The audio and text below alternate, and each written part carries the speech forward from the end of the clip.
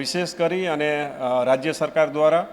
આ વખતે જે પ્રયાગરાજનો મહાકુંભ જે યોજાઈ રહ્યો છે, જેમાં કરોડોની સંખ્યામાં પબ્લિક જઈ રહી છે, જ્યારે આપણા ગુજરાતની પબ્લિક પણ સહજ રીતે મેળામાં જઈ શકે એના માટે એમને રહેવા, નાસ્તા સહિતની સુંદર વ્યવસ્થા એસટી નિગમ દ્વારા રાજ્ય સરકારને સહાયથી કરેલી હતી. જેમાં આપણે 4 તારીખથી રાજકોટ ખાતેથી પણ પર ડે એક આપણે નવી વોલ્વો બસ મૂકવામાં આવી રહેલી છે અને અત્યાર સુધીમાં તમામ બસ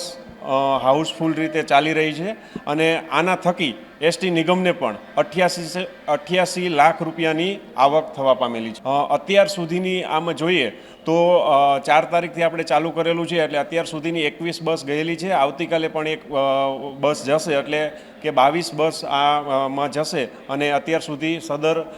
મેળામાં પ્રયાગરાજના કુંભમાં જવા માટેને 1000 જેટલા લોકોએ આનો લાભ લીધેલો છે. ખાસ કરીને સૌરાષ્ટ્રમાં જોઈએ તો જામનગર છે, જૂનાગઢ છે અને આજુબાજુના અંતરિયાળ વિસ્તાર ગામડાના લોકો પણ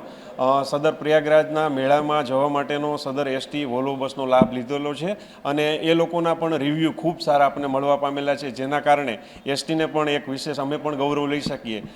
એવા લોકોનો પણ અનુભવ રહ્યા છે અને ખૂબ આરામદાયક અને પૂર્ણ સેફટી સાથેની વોલ્વો બસ આપણે સદર પ્રયાગરાજના મેળામાં મોકલેલી છે.